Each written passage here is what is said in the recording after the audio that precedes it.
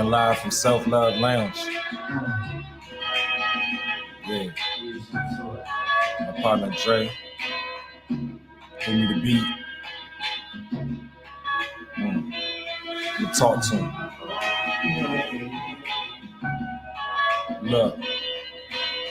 Now as I stand here on my feet, I ask myself, do history repeat? I know it do, but this is deep. From the slaves to the streets, from the cotton to the concrete, you give me Willie Lynch vibes. From that white man you hide, but you would kill me for my fucking ride. That's that envy you can't hide.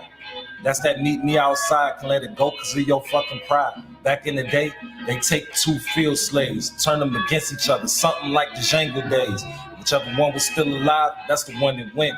The dead slave, he was gone, you won't see him again. And nowadays, they take two rap niggas, start beef, move out the way, then clap niggas. You better know your weapon good if you aim in sight. And if you kill a kid by accident, you got a night. You niggas so tough and Zimmerman is still around, but you will pay a couple K to knock your brother down. You think that God and evil fake? Until you die and reawaken, your soul done made it through them gates of hell, they await you. And everything you ever feared, that's that shit that's gonna take you. And all them demons that you claim, then took the sane out your brain. Now it's time for you to feel the flames. You see them demons like the streets. You can praise them all you want, but in the end you meet defeat. Open your eyes to the truth. But most of y'all can't do that cause them lies be just as fake as you. Been spitting facts all my life. Your brain gotta watch for bullets, but your back you gotta watch for knives. Fuck nigga, you need to listen. I'm competing with the old me. You look at me as competition. I never thought I'd see the day when I would get off on this microphone and say this shit I'm about to say. But hey, it need to be said and they like damn right. Got on my knees, prayed to God just the other night.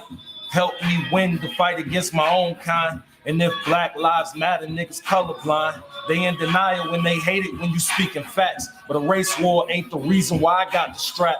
Don't get it fucked up, cause anyone can feel the shell. But not just anyone gonna kill me for my clientele. Folks be seeking all these questions but don't want the answers. The last time we stuck together was the Black Panthers. But since then, it's a block for a block. They get on TikTok and make a song about a dead op. To be a rapper now you need a bulletproof whip. No other genre like this. Now ain't this some shit? You ignorant. Get on the gram, you don't think twice. And make a joke about him fighting for his fucking life. So many of them throw rocks, then they hide their hands. But this reality, not Meta or the Central Land.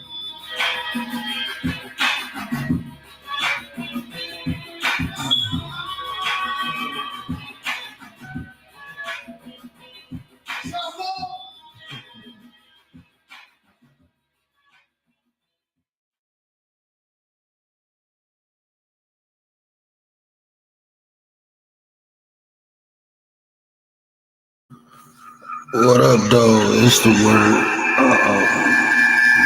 want to do that. Messing up. All right, my bad. What up, though? It's the word. You see the title. Let's talk about it. All right, I want to get into what happened when my third eye opened, right? First, I want to give a disclaimer. This is my own personal experience.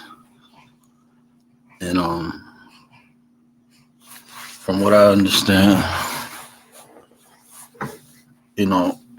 people had different experiences, the way they explain it. But when I opened up my heart chakra and my throat chakra, I thought my third eye opened up too. And the reason why is because when you open up your heart chakra, what happens is you get an overstanding of emotions and how the emotions affect you and how your emotions can affect your environment. And when you open your throat chakra, it said that you're able to speak truth. I think it's a little deeper than that. When my throat chakra opened, I noticed I was more aware or had a better understanding of how my words can affect myself and affect others. So when they say you speak truth, I think it's connection to the heart chakra and the throat chakra, because you become aware of emotions and you become aware of words, the way the words affect. And so I went at time, I thought my third eye was open. And one day I was meditating. And if you know anything about meditation, what they tell you is to clear your mind. What they don't explain to you is basically what you're doing is shutting out the outside world, right? You shut out the outside world and you go to what they call the spiritual plane or your inner self. And to do that, they say, shut out, clear your mind. But they don't explain to you how or give you techniques or ways. Some practices do. One of them is called a focus meditation, where you focus on creating an image. And what I used to do was create a waterfall. And one day when I was deep into a focus meditation, my waterfall turned into like a pond of blood. And when I came out of that pond of blood, I was looking around and it was like I was in a city. I was covered in blood and I was in a city. And the city was on fire, like totally destroyed. I seen a dragon flying around spitting fire.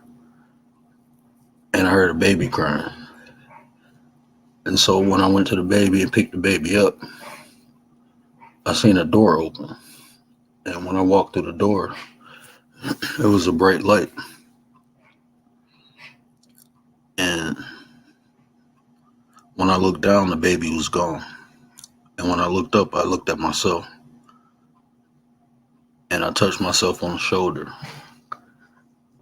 And when that happened, I felt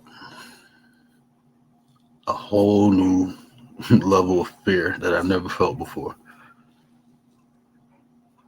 I've never felt so afraid. Then that fear turned into sadness. Whole new level. That sadness turned to anger. Another whole new level. It was like I was experiencing these emotions on a level that I never felt before. And then I began to get hope. Then that hope turned to joy. And that joy turned into happiness. And even those was whole new levels I never felt before. And then when I came out to meditation, I realized as I was experiencing those emotions, I was reliving things that I experienced. And those things that I experienced, I felt like I had a better understanding of those experiences. I was able to truly grasp how they affected me on the different levels it affected me, how that fear from one incident transferred over to another incident and kept growing. And then a lot of things that I used to think about made complete sense.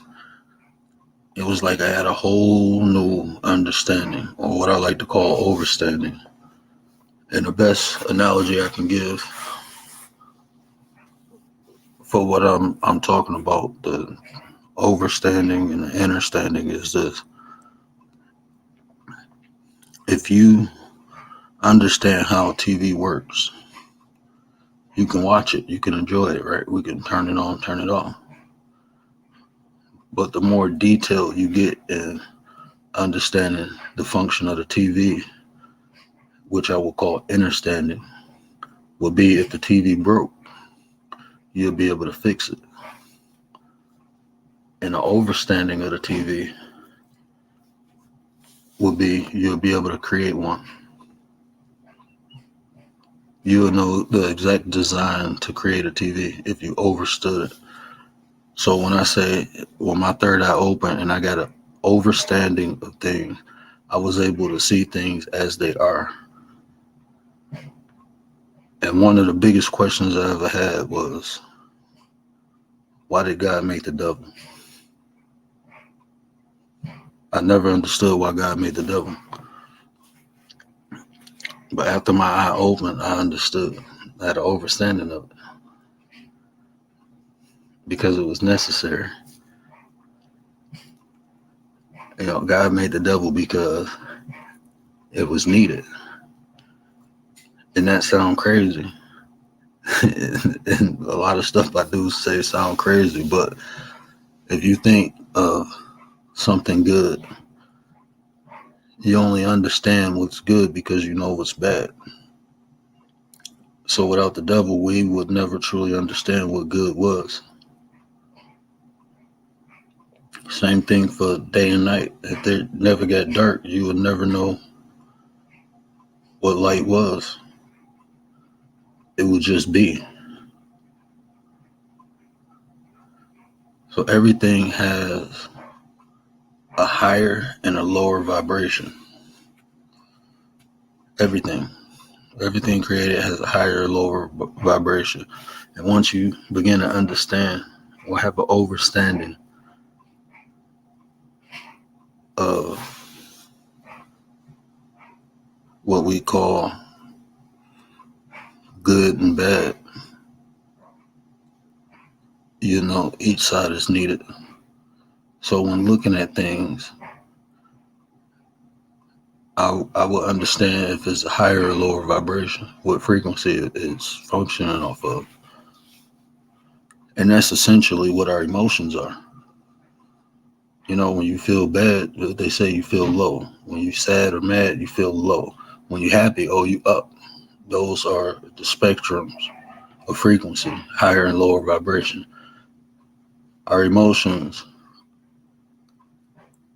this will sound crazy, but our emotions are how we communicate, ultimately. If you think about how you see a parent, your mom, like when I see my mom, I get joyous, I get happy. And what do? I go hug and kiss her. That's my mom. That's how I communicate.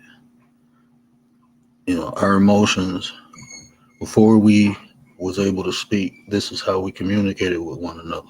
It was through emotion. Like people say telepathically, right? Even thinking about that, a thought is a frequency. Frequency is energy. So even if we did used to communicate telepathically, it was through frequencies. And even a thought is drawn off of an emotion.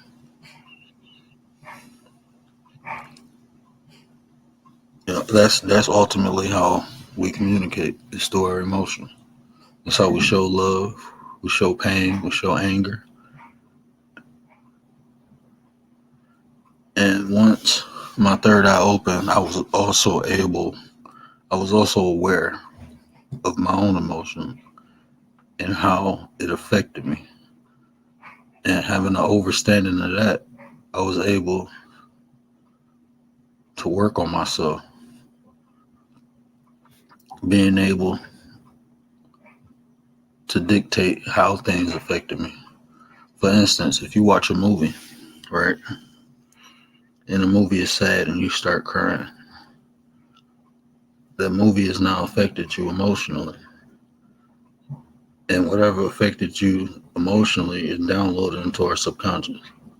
So when you go outside that movie, go into the real world, and something similar happens, you draw on that emotion subconsciously.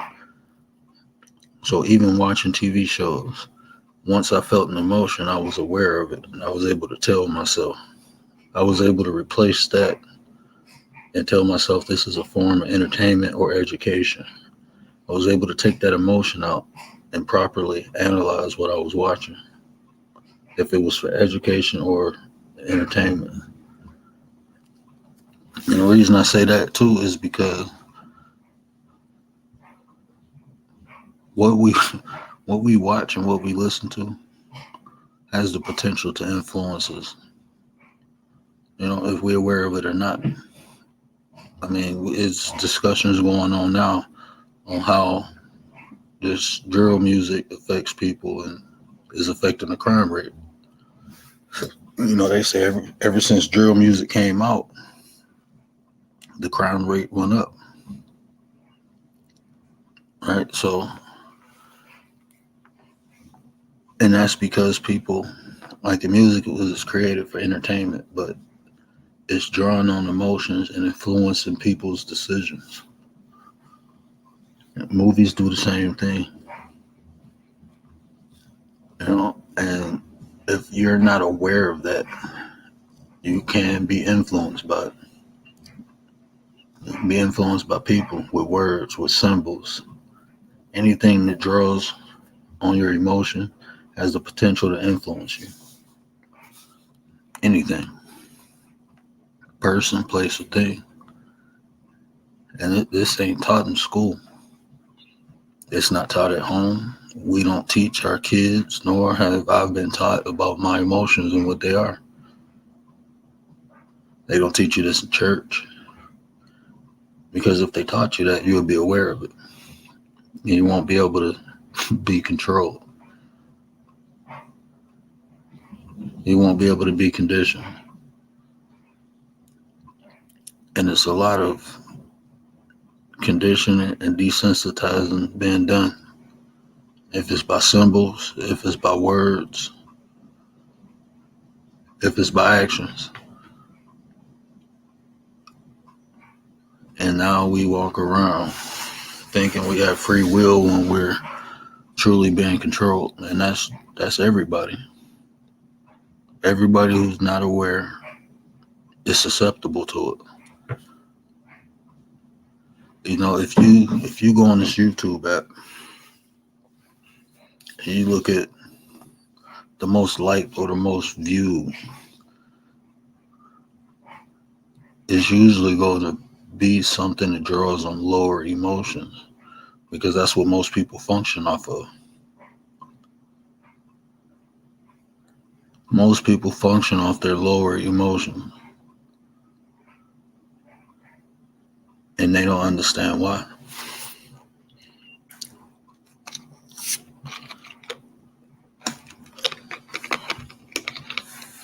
Even if you find a couple videos with high likes or high views that's positive, it might be a self-improvement video, it might be music, or it might be some kid stuff. But generally it's not things that make you aware or even really make you think. Because when you begin to think, you begin to become aware. And the more you become aware, the better decisions you can make on what's influencing, what's attacking those emotions.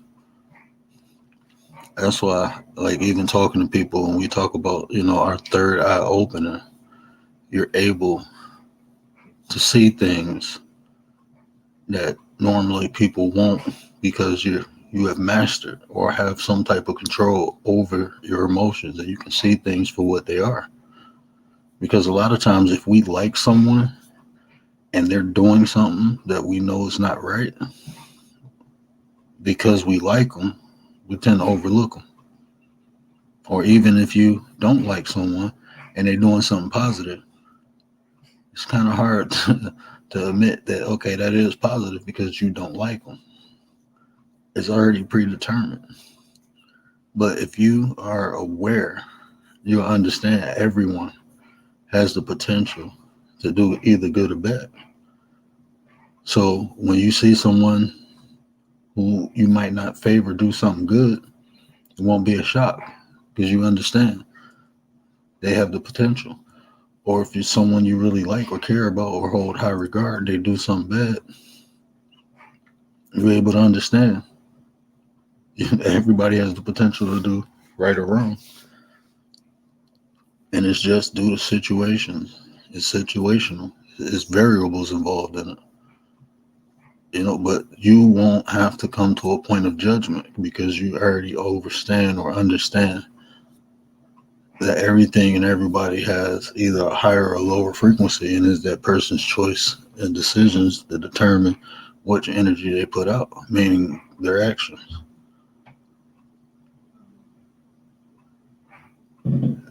You hear people say there's no such thing as good or bad because it exists on the same plane, just on different sides. But when Buddha walked, or supposedly, let's say the mythos for conversation purposes, when Buddha walked the earth, he was at peace and he understood everything. And he used to tell people when they asked him, why doesn't things affect him? And it was because he understood them.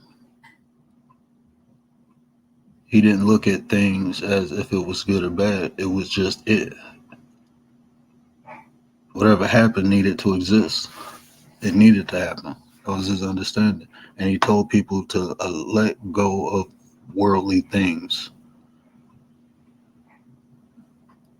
Because even the worldly things have emotional effects on you. And you won't be able,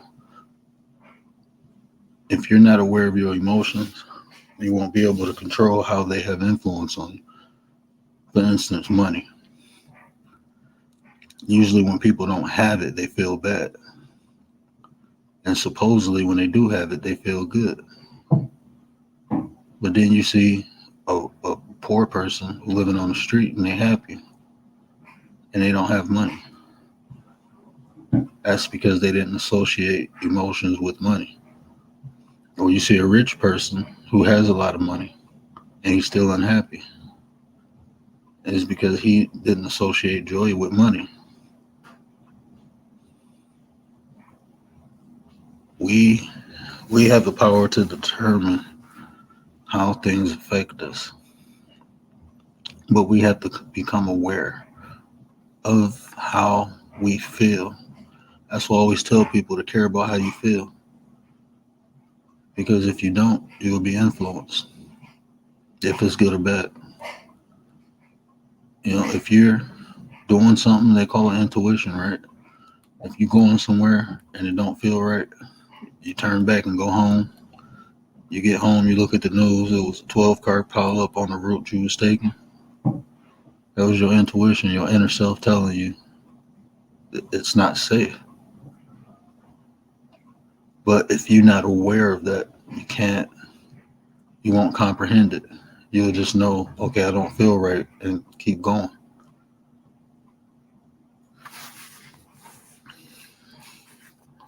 We have the ability, they say we only use 10% of our brain.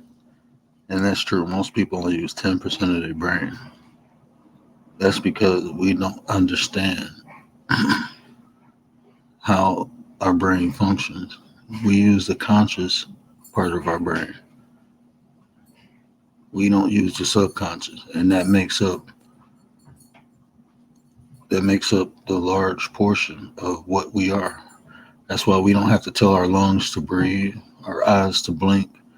Even when you walk, you don't think left foot, right foot, left. It's just automatic.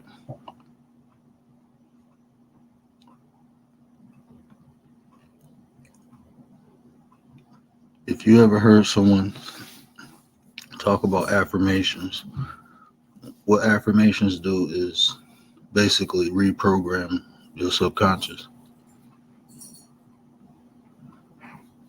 Because your subconscious has been programmed by society, should I say, by indoctrination of school, religion, and programming. Your environment, the people in it. We have 80% of the things we know is what we were told. Generally, 20% is what we seek ourselves. But you can reverse that. Everything you was told isn't wrong. It's just not completed. Most of it is just not completed. So if you reverse that and you begin to reprogram yourself, give yourself positive affirmation. When you feel an emotion, identify it. It makes me feel this way because I'll give you an example.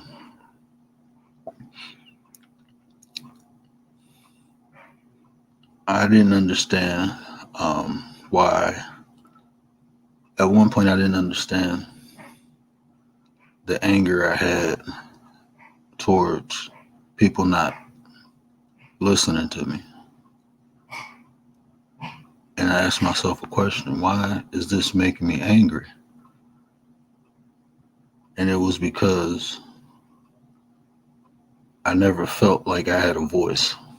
I never felt like what I said mattered. And now, when I got older, and now that I know information, I was still feeling like people didn't care of what I said. And it made me angry. Once I identified that, I was able to understand that what I had to say wasn't meant for everybody to hear. So now I'm okay with when I talk, if people decide not to listen, I understand. Because a lot of times I didn't listen, but later on, what someone said to me made sense. It was because I didn't experience what they were talking about. But now that I experienced, it made more sense. And that's where the awareness come in. Because I understand what I say now, a lot of people might not understand, or a lot of people might not even want to hear it. But later on down the road, they're going to have an experience, and everything that I say is going to make sense to them. And then they can come back and listen to the video and get a better understanding. Same thing happened when we read books.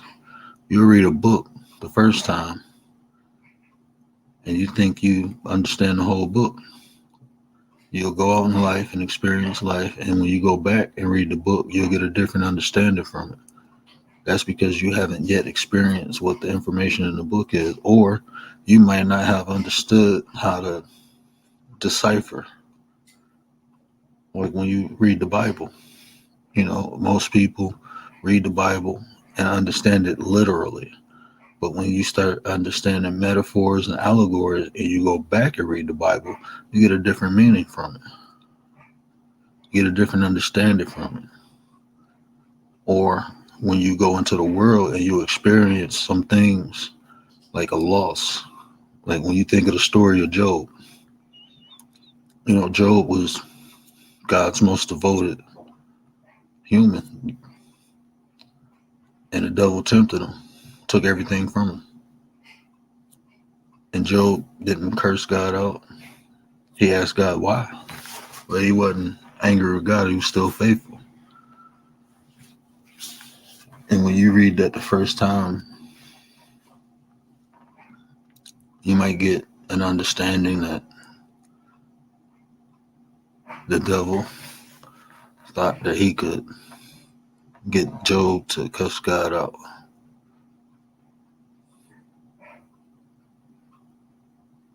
But now when I read it, I understand that faith not tested couldn't be considered faith at all.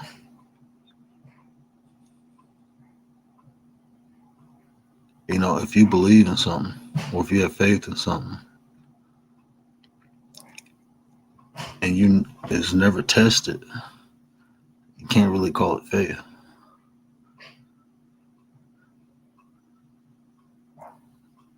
So that's another reason why I understand why God made the devil. The devil is simply adversity. They say, my grandma used to say, you'll never be shit if you don't go through shit. The things that we go through in life will either make us or break us, depending on your perception. Do you look at it as an obstacle or opportunity to become stronger or greater? Or do you look at it as something that you can't overcome? We all get tested. Even me with this YouTube thing, this is a test. This is a test.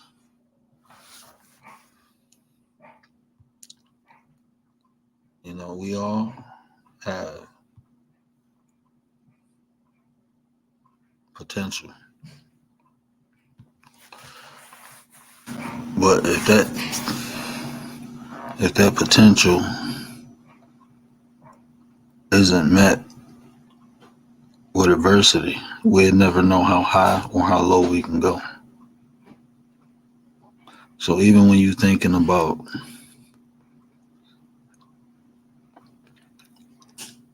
even when you sit back and think about what it takes to be a good person, some of the things that we might be willing to do to prove it, how good we are, can be detrimental to someone else. When I was in real estate, I was helping a lady sell a house. I was excited, got the lady an offer, and I knew she had tenants. It was a rental home. I knew she had tenants, but I didn't know the tenants didn't have nowhere to go after she sold the house.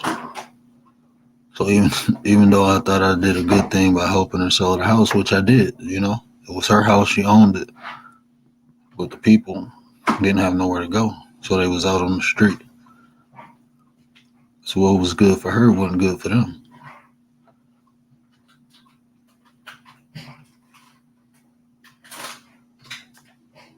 I remember when we had, I used to work in the hospital. We had a gift of life patient come up. It was a 8-year-old boy. He was getting a new heart. So we wheeled him in the back and started prepping him for surgery. And then they wheeled in a 17-year-old girl who died in a car accident. We was taking her heart out to put it in him.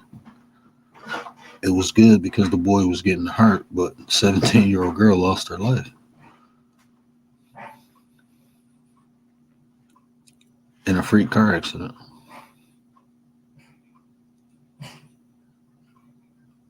What's good for one family was bad for the other family.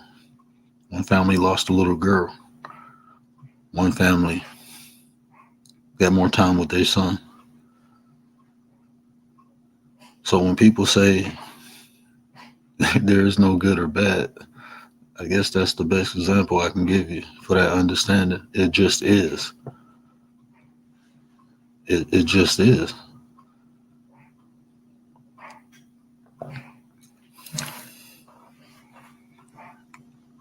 And being able to look at things and see them for what they are helps me make better decisions for me and my family. Even doing this YouTube thing, I'm coming on here with intentions to share some of my experience and some of the information I have in hopes, other people share with me and we build,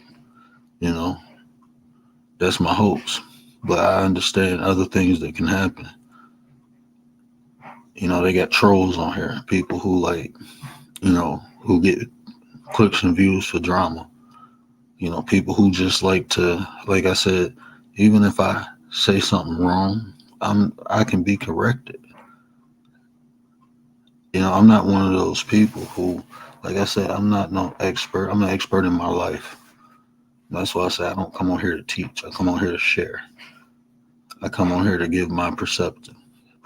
But some people do come on here as experts, and they hear something you say, and instead of coming and building, some people want to come and try to make you look bad.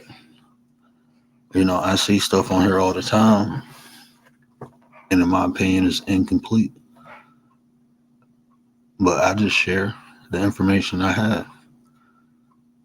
And people get mad at that, thinking I'm trying to correct them. And I'm like, no, that's not. But that's how they feel and that's how they look. That I can't do anything about that. Only thing I can do is try to share, you know. And then I have an understanding of this too. Everything that works for me won't work for everybody. Just like things that work for everybody else won't work for me. And I'm at peace with that because I don't believe it's one way to do anything. I don't believe that. I believe there's multiple ways to get to the same route. If you're going somewhere and you put in your GPS, it usually give you 2 to 3 different ways to get there. Some faster, some slower. That's life in general. You know, you see some people fast track and some people take the slow route, but they both get there. And that journey that they take builds them to what they are. Me personally, I rather take the slow route because I pick up things. I have to. I'm reading information is not good enough for me. I have to practice it. I have to put it in practical sense to understand it. That's how I learn. But I found that works for me good because now I'm practicing it. Now I know the ins and outs of it. Some people can read a book and know the same things that I know. You know, my sister just graduated with a PhD, and we have conversations about perception, mind, how emotions info. We have all these conversations. She went to school to get the information. I lived it. I practiced it. You know, so it's different ways to get the same thing. So even when I look at what people do, I don't never say it's wrong. If anything, I try to give them tools or resources or a different perception on how to do it. If it's not working for them, if it's working for them, I usually don't say nothing, and I usually want to understand their way. That's just adding more to me. See, I don't look at anyone as competition. I don't. If I can't learn from you, if I can't grow with you, if I can't build with you, then I usually just, go my own way. That's not for me. Even when I hear people saying something completely wrong, I can usually feel if they open up the conversation, but a lot of times people do that intentionally to misinform, and I can see that too.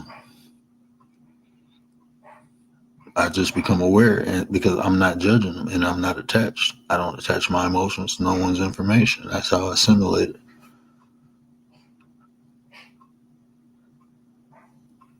But when you hear people saying when they open their third eye, it's scary.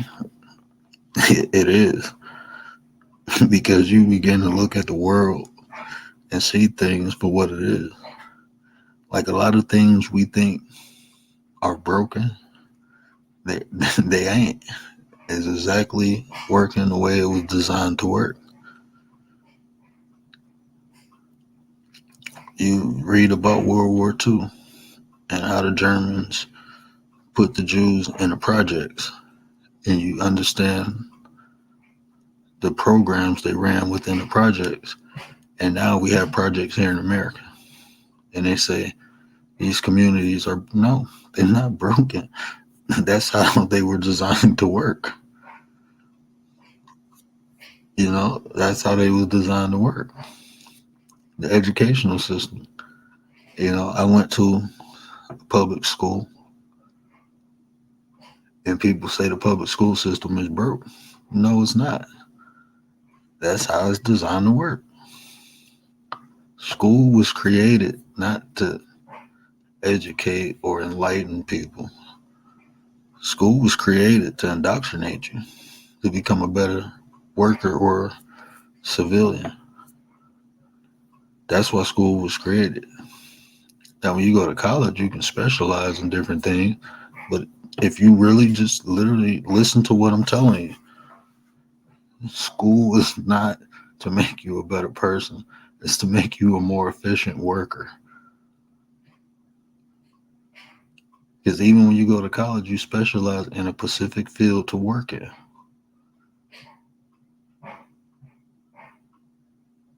And if you feel becoming a productive worker makes you a better person, I give you that. The school wasn't made or created to make you smarter. It was to make you focus on becoming a productive worker. That's what it's for. That's why they mandate our kids to go to school, because they have to be conditioned. That's why they slowly took things out like trades, arts and crafts, anything that gave you the ability to think creatively. They try to eliminate from schools. They don't want you to think. They don't want you to think outside of what they're teaching or what they're indoctrinating you in. If you really think about it, once upon a time they taught in school Columbus found America. And the reason I use this is because when went to school in Pennsylvania, they didn't teach us that. They taught us the indigenous people was here and Columbus took the land. That's what I was taught. But when I moved into Michigan, I got in trouble because when they told us Columbus found America, I corrected the teacher.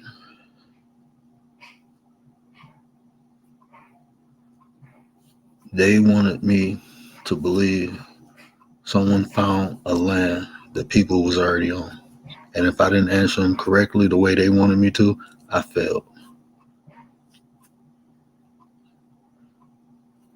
If I don't care what grade or what degree you go get, if you don't recite the information the way they want you to, if you don't show them you learned what they wanted you to learn and how they wanted you to learn it, you will not pass.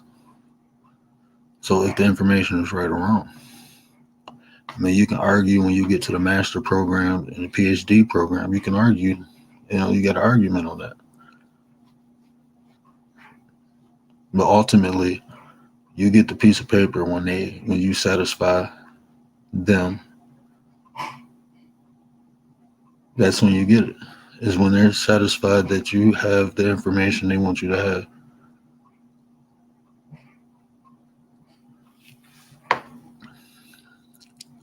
I mean, things that make sense now, when you open your third eye, it won't make sense.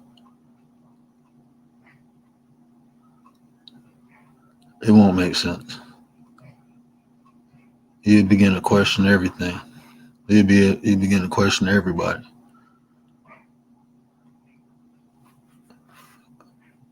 I don't want to ruin this. I don't know. Please don't play this part. If you have little kids, don't let them listen to this part. But the reason I refuse to teach my son about Santa Claus is because what the effect it will and can have.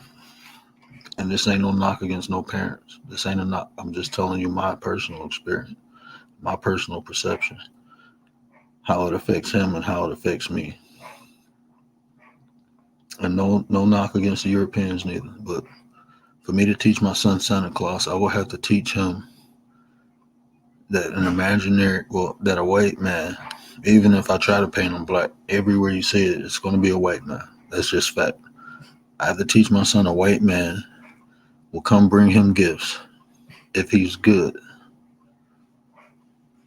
One day a year.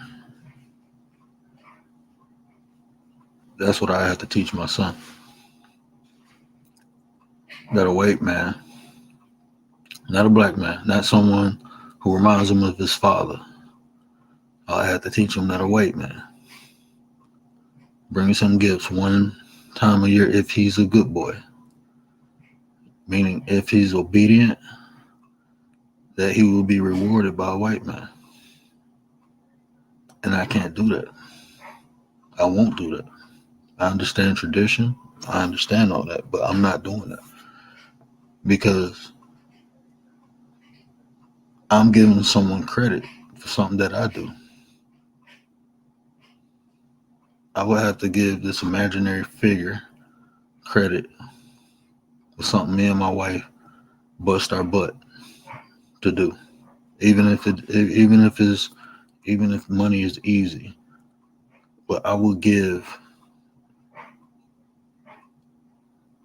all the appreciation to an imaginary figure that my son will have opening a gift from Santa Claus to someone else instead of telling them mommy and daddy loved you and worked hard and we wanted to give you this. I I teach my son that it's a fairy tale. He's only 3. I will tell my son don't ruin this for other people. I will explain it to my kid, but I will not do that. I'm not telling my kid no fairy tales. And I understand it's tradition. I understand this is excitement and joy for the children. But guess what? I can find another way. We celebrate the winter solstice. So my son get gifts for 4 days from his mother and his father, not some imaginary man. In a way that affected me too, also growing up. I knew Santa Claus wasn't real when I was 5 years old because I seen my grandma putting the toys down there and it pissed me off. So up until I was 13, I lied. I lied and told my mom, I told everybody I still believe in Santa Claus because I just knew I was going to get some extra gifts. I felt like you going to play me, I'm going to play you too. That's just how I felt. I'm not saying that's how everybody felt, so I'm pretty sure it's not. But that's how I felt. And when I got older, I felt bad. Because when I did believe in Santa Claus, I was happy Santa brought me these gifts. And now I know my mom and the people I love did it for me. And I felt bad because they gave all the glory to some imaginary figure. And then I began to understand what it did to me subconsciously. And I'm only saying this me personally. But what it did to me subconsciously, it solidified me looking at white men as an authority figure. And this is just my opinion, and I'm not trying to upset anybody. But the pictures they paint of Jesus do the same thing, because in the Bible it say bronze, feet of bronze, hair of wool. That don't describe the pictures they show us. But what it does, it show us a white man that we worship and praise. So subconsciously, when we look at white men, we associate them, if you want to believe it or not, you associate them with Jesus. My wife. You get the first one tomorrow. Hey, little brat. But I want you to think about that. Because like I said, we've been conditioned and programmed.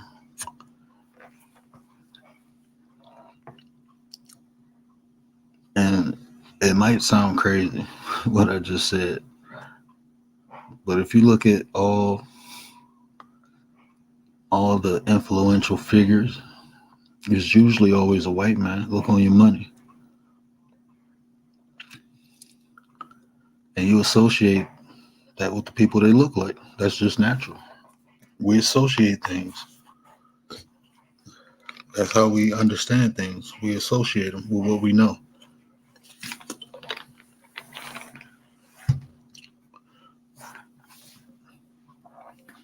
That's why we have uniforms. Right? So you can associate the uniform with the job. But then what happens too is the person in the uniform, they might have, I'm just use a nurse for instance, because I've seen this a lot. You have a nurse, and where I worked at in the hospital, it was on the borderline of the city and the suburbs. So you get some older white people there. and you'll get a black nurse, and they'll tell you to get another nurse, tell you to get another nurse, until they get a white nurse. So even though they had the same uniform, she still associated that person's skin color with something that she didn't want to deal with. That happened to me a couple times. It happened to my mother. I believe my mother told a story on one of my videos about that. But that's what I'm saying, how subconsciously things are done. Because they understand how we associate things, but we don't. We don't understand how we associate things because we don't understand those emotions. So, what I would tell everybody is become aware of your emotion, become aware of what is affecting your emotions. That's part of waking up. That's the big part. Because the more you understand how things influence you, the more you can protect the way you're influenced. You can dictate it. Because if you don't, you'll just be herded, as most of us are.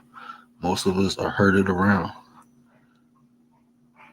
You know, when I was younger, I used to feel bad because all these other dudes had Jordans and I didn't. Now that I'm older, I'm looking like they was just shoes.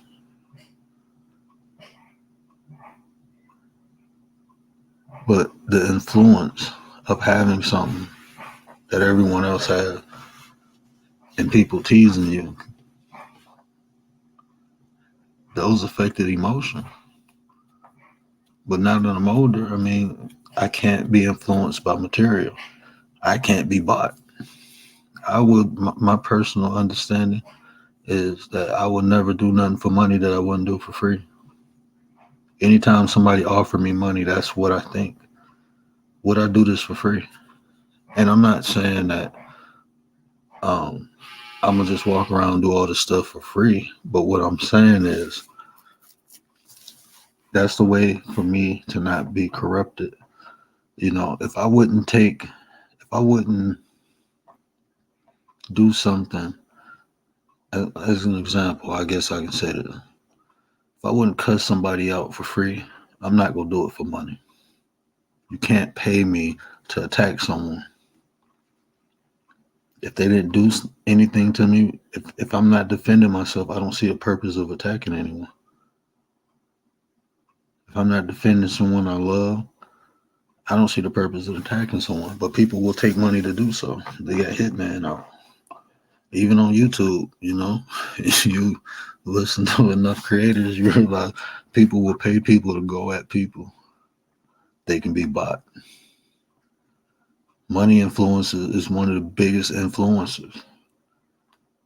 You know, I've seen some wild things in my lifetime, people doing for money. I've seen people do some wild things for drugs just to get high. You see people every day doing stuff for clout. They can be bought. And no knock against anybody. But to me, I have to be able to look at myself in the mirror. I have to be able to look my wife in the face. I have to be able to look my mother in the face and my father. That's just me personally, you know. I'm not saying that's the right way to live. I'm not saying that's the only way to live. I'm just telling you what works for me. So I tend not to do things that will make me ashamed. You know, before I guess I can say I didn't care until after the fact, right? As I was doing it, I wasn't thinking. I just did stuff impulsively. And then after the fact, I'd be like, oh, my mama ain't gonna be proud of that, or my daddy ain't gonna be proud of that. And then I feel this regret.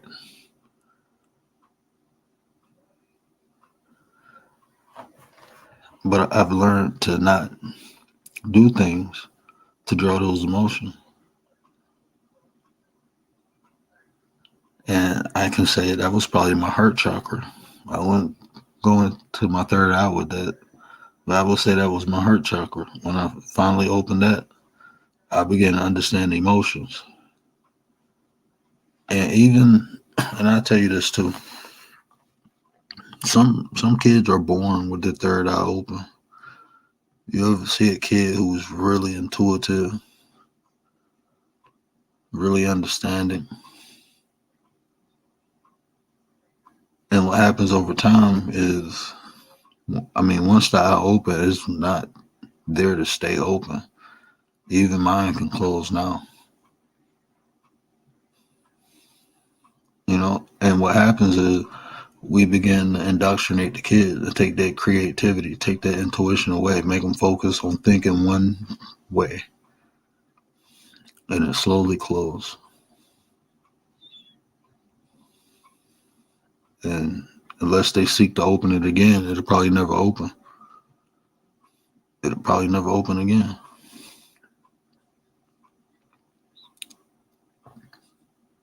It's a process. It's work.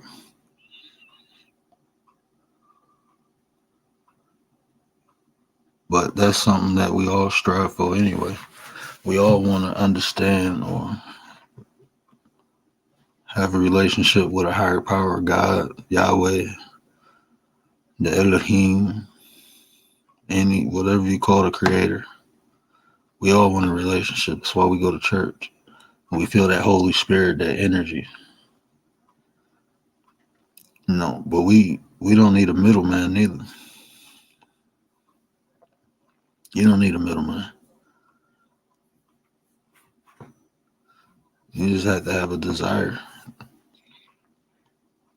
And you have to go seek it for yourself. I tell people all the time, I don't believe in God. I know God. I don't have to believe anymore. Believing was not helping me. And I use God loosely. I use God for conversational purposes. But I have a relationship with the Creator, or with the energy. I have an understanding. I have an overstanding. And I'm going to tell you another secret too.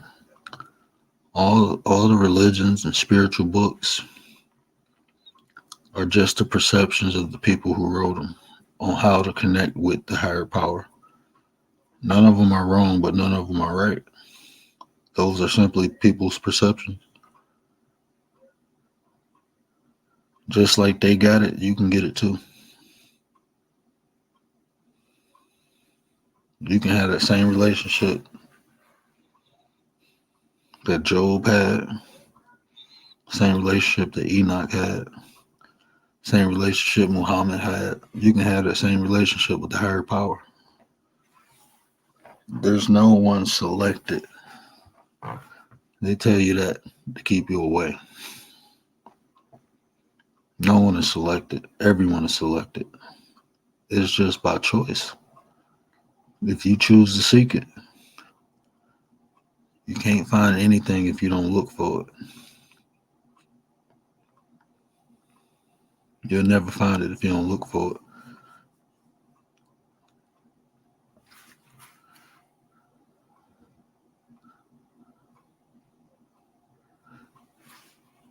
But that's all I got for you. Do me a favor. It's free to you, but it means a lot to me. You can give me a like on this video. And if you're new, you can subscribe. And if it resonated with any part of you, do me a favor, share it. Help me spread the word. And remember, conversations build nations.